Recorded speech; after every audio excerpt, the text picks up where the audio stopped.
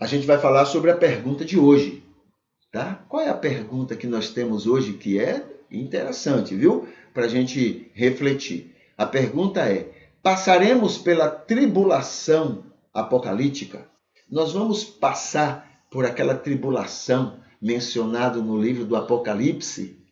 Porque há uma produção enorme, né, de medos e sustos. Tem gente que é especializado em usar esse tipo de coisa para amedrontar e para chamar atenção para si.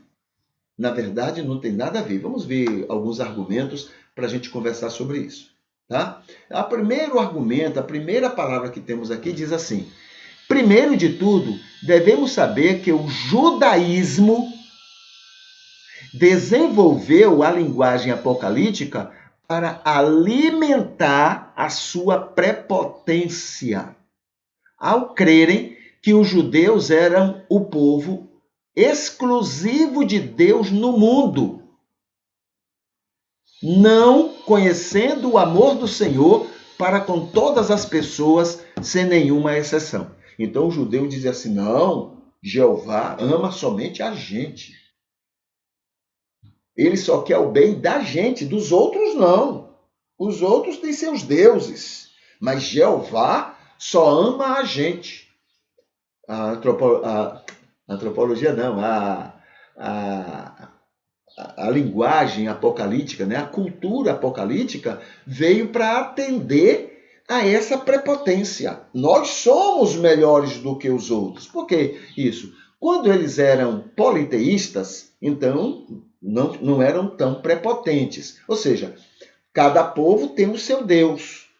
Então, Jeová é um Deus nosso. Então, até aí está se sentindo como que igual, né? Apesar que nosso Deus é o nosso Deus, essa coisa. Depois vem o enoteísmo.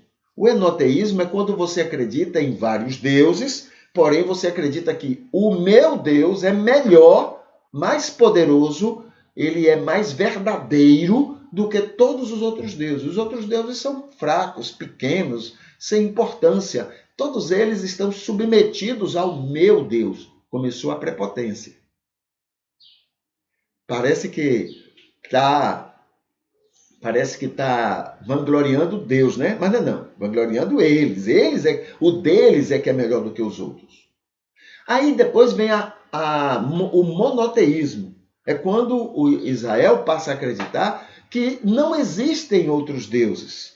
Só há o Deus dele.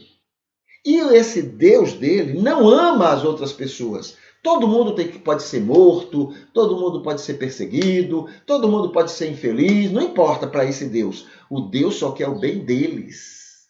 Isso aí já é o máximo da prepotência que eles chegaram. Até hoje eles são assim. Nós não estamos fora disso, não. A gente é a mesma coisa, tá? A gente age da mesma... Essa é uma herança maldita que a gente recebeu. E a gente tem alimentado ela de uma maneira tão especial. Deus não ama ninguém, Deus ama a mim. Essa ideia que tem, Deus é brasileiro. Para muita gente, isso aí quer dizer o seguinte: Deus não ama ninguém, Deus ama a gente. Entendeu? Então, é nesse sentido. Foi para atender a essa necessidade que eles criaram a linguagem apocalíptica. Segundo argumento aqui.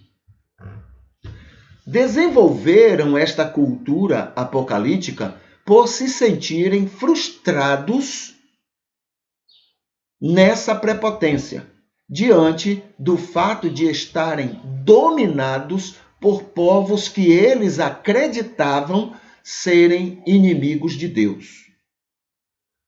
Povos que tinham deuses falsos ou fracos.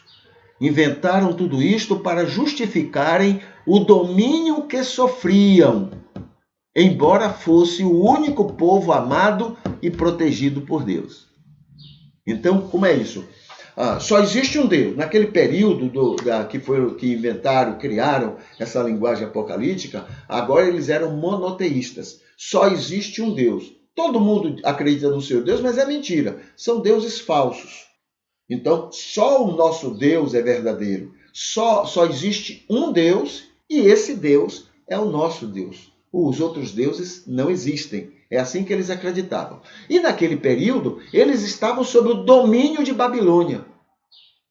Ora, Babilônia tinha os deuses deles. Ora, veja só, era um povo idólatra, era um povo inimigo de Deus, era um povo contra Deus, não acreditavam e ofendiam Deus. Né? Então, por quê? Haviam muitas leis lá que não podia falar o nome de Deus, que não podia se criar outras, porque Deus se sentia ofendido por essas coisas.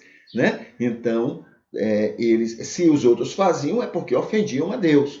Então, como é que nós temos o único Deus, os deuses deles são falsos, não existem, é mentira, o único Deus é o nosso e nós estamos submetidos a esse povo, inimigo de Deus.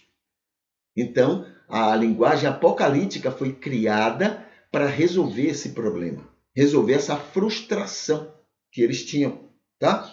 Então, vamos ver o terceiro item aqui. Com esta cultura, acreditavam que logo, em pouco tempo, o Senhor enviaria um líder político, como foi Moisés e Davi, para liderarem eles a vitória contra esses inimigos idólatras. Esse líder era chamado de Filho do Homem. Por isso, embora os cristãos tentaram usar esse título para identificarem Jesus entre os judeus, eles rejeitaram veementemente, como fazem até hoje, pois o que queriam mesmo era um libertador guerreiro.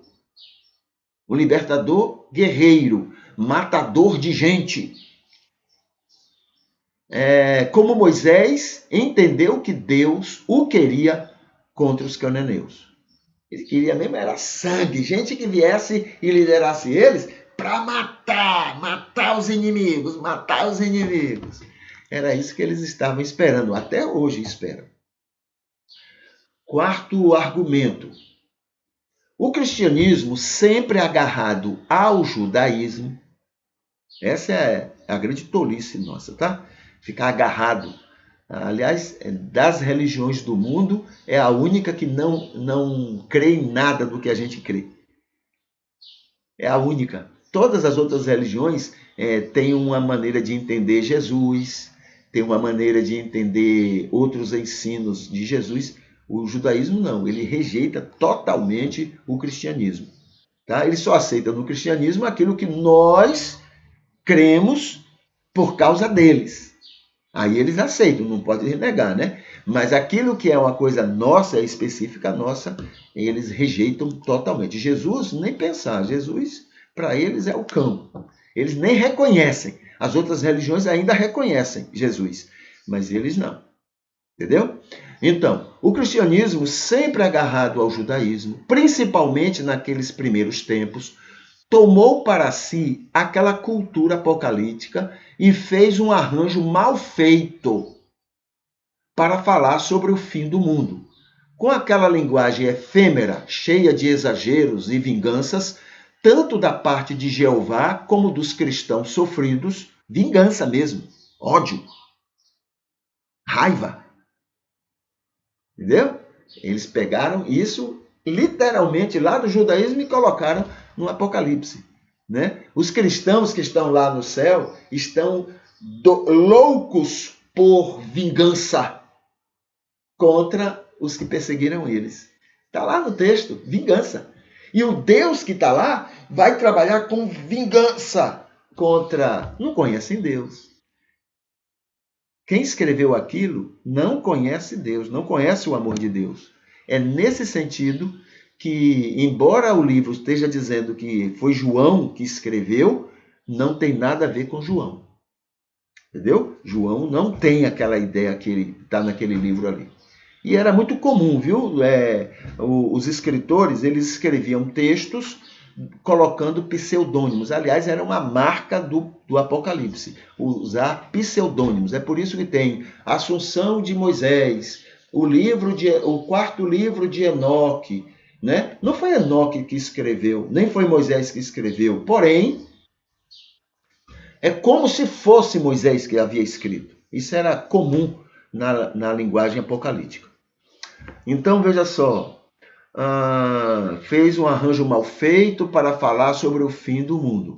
Com aquela linguagem efêmera, cheia de exageros e vinganças, isso aí é que é o contrário ao cristianismo. Totalmente ao contrário do cristianismo, né?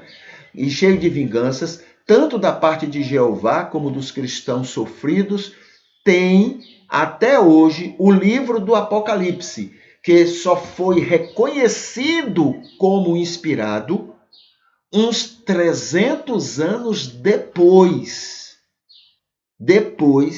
de muita rejeição. Tá? Então, o livro do Apocalipse foi escrito mais ou menos no ano 100, 105, 106. Mas só foi reconhecido como inspirado pela igreja, reconhecido como inspirado por toda a igreja cristã, no ano 396 ou 400, alguma coisa. Tá bom? Muito tempo depois. É o último livro a ser reconhecido como inspirado. O que mais? O quinto argumento. Neste contexto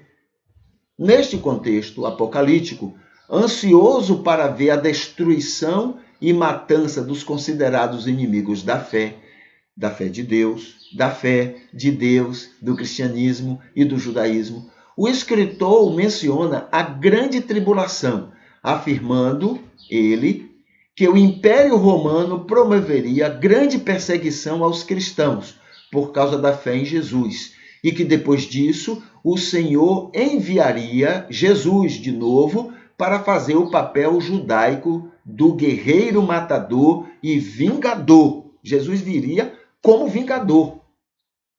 Olha, totalmente fora do ensino de Jesus. Amai os vossos inimigos. Mas Jesus ia voltar como vingador, matador dos inimigos. Como nós somos capazes de ver as duas coisas totalmente invertidas, diferentes, e a gente achar que é a mesma coisa. Só porque o de cá, né, falando em matança, ajuda no ego da gente. Não conhecemos Deus, não conhecemos o amor de Deus, né? Para fazer o papel judaico de guerreiro, matador e vingador, fazer um grande exército para sair matando os considerados inimigos. Esse Jesus eu estou longe dele. O Jesus que eu conheço é outro. Não ensino, não é para essa coisa não. Sexto, tudo isto mostra o quanto estavam distantes de conhecerem de verdade sobre o amor de Deus para com todas as pessoas. Tudo fruto da prepotência de se entenderem como melhores que outros diante dos olhos de Deus, quando a Bíblia diz que todos são pecadores indignos e que a misericórdia do Senhor é que o faz ter paciência com todos nós. Sétimo, não passaremos pela tribulação mencionada no Apocalipse. Não passaremos. Ou nos livros apocalípticos do judaísmo, pois retratavam a destruição de Jerusalém, a expulsão dos judeus e a queda sofrida de Roma diante do mundo, o que aconteceu quase 400 anos depois. Os cristãos sofreram também, não por causa da fé em Jesus, mas por estarem tão ligados ao judaísmo e serem confundidos como rebeldes contra Roma, como os judeus faziam.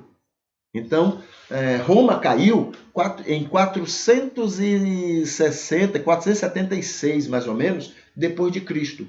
Então, 400 anos depois, Roma caiu. Pronto, ali aconteceu o final daquele apocalipse esperado. Roma era a grande besta, né? E o cristianismo só sofreu porque o cristianismo era parecido com o judaísmo. Os romanos não identificavam a diferença. Então, o cristianismo foi perseguido não porque eram obedientes à lei, porque eram bons cidadãos. Não foi por causa disso que eles foram perseguidos. Eles foram perseguidos porque os judeus eram rebeldes, eram traidores, eram guerrilheiros. Eles criavam situações contra Roma. Então o cristianismo sofria porque os romanos entendiam que os cristãos eram do judaísmo. Tá bom? Era mais uma seita do judaísmo. 8º argumento. Quando Jesus disse que no mundo teríamos aflições, ele estava se referindo a 2 tipos. Eram aflições existenciais, próprios a qualquer pessoa que viva, qualquer pessoa, né, que esteja neste mundo dominado pela ganância que é a causa de todos os males. Então essa é o primeiro tipo de aflição que Jesus informou. O outro tipo de aflição mencionado por Jesus é o preço que pagamos por estarmos dirigidos pelo Espírito e não praticarmos o que normalmente se faz sem o Espírito, para enfrentar as dificuldades do dia a dia. Então, o Espírito nos guia, a maneira que a gente tem de resolver os problemas é dentro daquela bem-aventurança que nós somos. E isso traz alguns transtornos para nós, porque a gente gostaria o muque, é a briga, é a confusão, é o sangue, resolver na bruta as coisas, né? Isso é do ser humano, tá bom? 9. Estas aflições mencionadas por Jesus podem ser vistas como tribulações, mas, porém, nada mais que isto. Lembrando que o Senhor diz na Bíblia que não vem sobre nós nenhuma tribulação que não seja de origem humana, mas o Senhor não deixa que soframos além do que podemos suportar. O que Ele sabe como fazer com que tudo venha a acontecer e trazer benefícios para nós. Tudo isto quer dizer que não precisamos ficar ansiosos, preocupados com as tribulações, pois o Senhor sabe bem nos proteger e cabe a nós descansar nele. Deixa aí esses que gostam de tribulação, né, e ficar amedrontando as pessoas, né, com o negócio de tribulação, deixa eles lá. Mas descanse no Senhor. O Senhor sabe como nos orientar e como nos proteger. Não deixar que pessoas astutas ou ignorantes sobre Bíblia ou sobre o amor de Deus para conosco e com todo mundo nos faça ficar enganados, assustados, fáceis de manobras com os mais variados motivos. Tá bom? Então, esses são argumentos, né, que a gente tem para essa pergunta de hoje. A pergunta é: passaremos pela tribulação apocalíptica? Né? Então, essa é a nossa resposta para essa pergunta.